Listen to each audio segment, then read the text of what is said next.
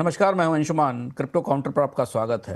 Crypto बाजार में Trump ही छाए हुए हैं। अमेरिका से लेकर जापान तक ट्रंप परिवार की क्रिप्टो कारोबार में सक्रियता सुर्खियों में है। लेकिन सबसे पहले देखते हैं बाजार का हाल दोपहर 3 बजे तक क्या रहा। बिटकॉइन करीब करीब $110 के $110,000 के आसपास ट्रेड कर रहा है। 110 का ही रेजिस्टेंस है, जिसका को तोड़ना बिटकॉइन के लिए मुश्किल साबित हो रहा है। 108 का सपोर्ट है, जहां से हमने पिछले 2 दिनों में बिटकॉइन की वापसी देखी है। बड़ी सक्रियता बाजार में नहीं है। लगभग ऐसी स्थिति इथीरियम की भी है। $4374 पर है।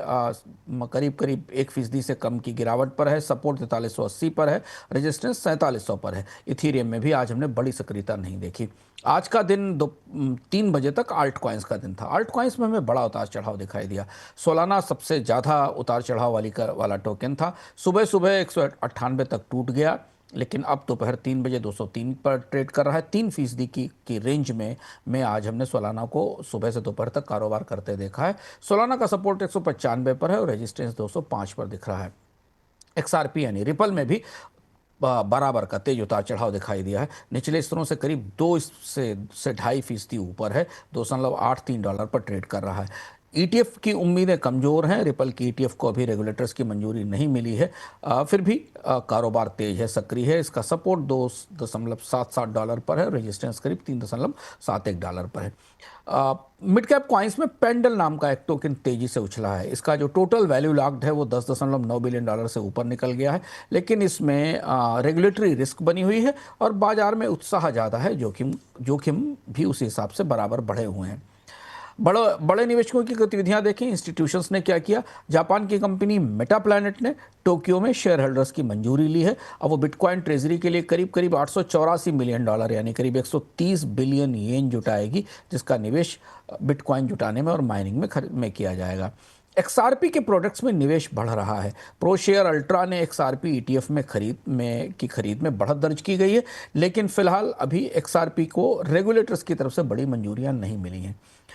रिटेल सेंटीमेंट यानी खुदरा निवेशकों का सेंटीमेंट ट्रंप के टोकन के आसपास केंद्रित है। डोनाल्ड ट्रंप के WLFI टोकन, उनके परिवार के WLFI टोकन की शुरुआत में रिटेल वॉल्यूम हमें तेज दिखाई दिया, लेकिन केवल 20% ही टोकन अनलॉक हुए थे, तो बाजार में तेज उतार चढ़ाव दिखाई दिया है। गूगल पर क्रिप्टो एडॉप्शन और सोलाना माइनिंग कॉन्ट्रैक्ट्स पर सर्च बढ़ती दिखाई दे रही है। पेंडल, जिसके बारे में मैंने आपको बताया, सोशल मीडिया पर इसकी भी चर्चा तेज है। इसमें फोमो भी है और रिस्क भी है।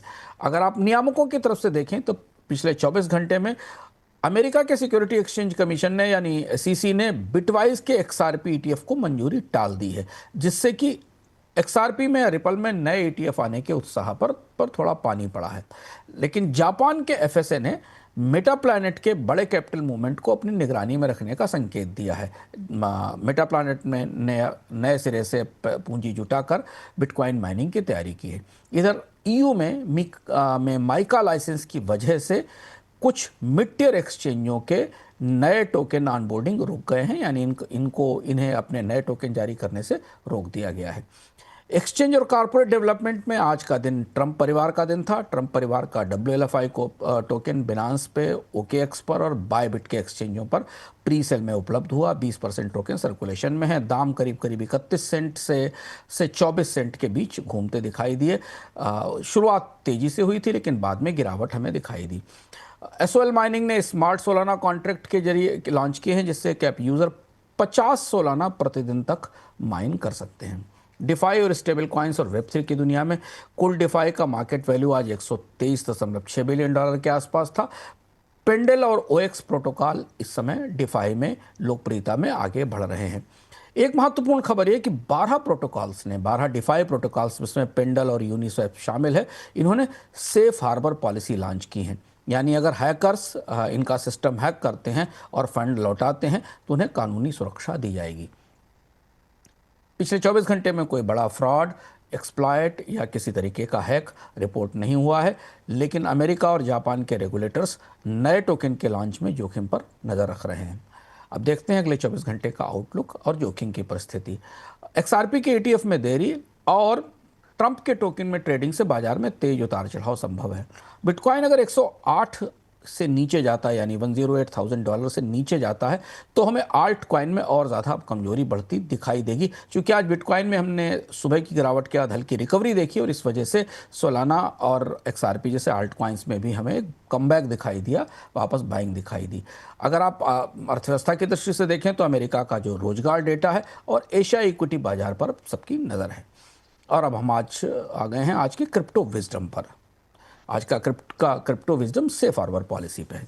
सोचिए अगर आप एक वीडियो गेम खेल रहे हैं और अचानक आपको एक बड़ी बग या गड़बड़ी मिलती है इसके भीतर, जिसके इसका इस्तेमाल करके आप बिना मेहनत किए कई सारे अनलिमिटेड कॉइन्स बना सकते हैं।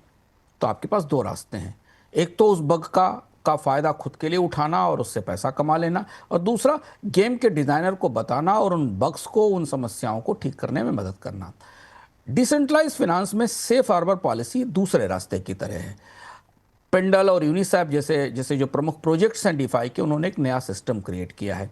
यानी इसके तहत कोई अगर वाइट हैकर, यानी जो अच्छे इरादे से हैक करने वाले लोग होते हैं, जो सिस्टम की खामियां ढूंढकर उन्हें ठीक कराने की कोशिश करते हैं, अगर कोई ऐसा वाइट हैकर सिस्टम का इस्तेमाल करके उसमें बग ढूंढता है, उसका थोड़ा इस्तेमाल करके कुछ कमाता है और उसके बाद फिर सिस्टम के कोई बताता है कि उसमें क्या दिक्कतें हैं और सारे पैसे वापस कर देता है, तो ये प्रोजेक्ट उसके ऊपर कोई केस नहीं करेगा, न किसी तरीके की पेनाल्टी लगाएगा, बल्कि कई मामलों में उसे इनाम भी दिया जाएगा। मतलब पहले जिन हैकर्स को दुश्मन समझा जाता था, इस व्यवस्था में अब वही सिस्टम के रक्षक बन जाते हैं। पर इससे फ़ायदा क्या है?